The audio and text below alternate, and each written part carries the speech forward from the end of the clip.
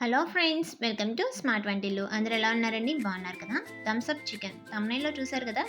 జనరల్గా చికెన్ తినేటప్పుడు అందరికీ థమ్సప్ అనేది తాగడం అలవాటు ఉంటుంది. అది కర్రీలో చేసుకుంటే ఎలా ఉంటుందో ఒకసారి ట్రై చేద్దామా? దీనికి 400 గ్రామ్స్ చికెన్ తీసుకున్నాను. 2 స్పూన్లు అల్లం వెల్లుల్లి పేస్ట్. ఎవరు టేస్ట్ తగ్గట్టు వాళ్ళు సాల్ట్ వేసుకోండి. ఇంకా కారము, గరం మసాలా, మనకి ఒక మీడియం సైజ్ ఉల్లిపాయని సన్నగా కట్ చేసుకొని దాన్ని కూడా దీంట్లోకి యాడ్ చేసుకోవాలన్నమాట. చాలా తక్కువ ఇంగ్రీడియంట్స్ అండి. కావాలనుకుంటే పచ్చిమిర్చి కూడా వేసుకోండి. మన మెయిన్ ఇంగ్రీడియంట్ వచ్చేసి థమ్సప్ అండి.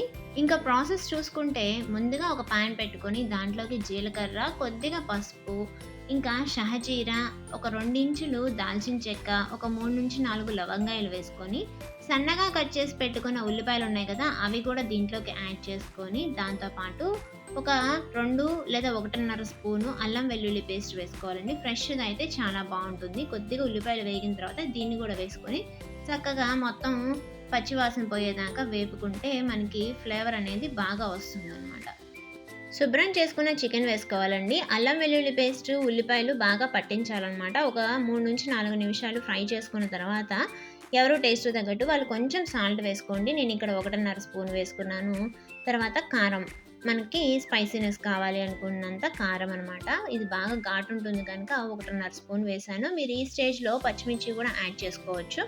తర్వాత మనకి ముక్కల్లోంచి వాటర్ వస్తుంది కదా, ఆ స్టేజ్లో మనం థమ్సప్ అనేది పోసుకోవాలి. ముక్కలు మునిగేంత వరకు. నాకు ఇక్కడ 300 ml థమ్సప్ పట్టిందండి ఈ చికెన్ ఉడికించుకోవడానికి. మీరు చూసుకొని పోసుకోండి.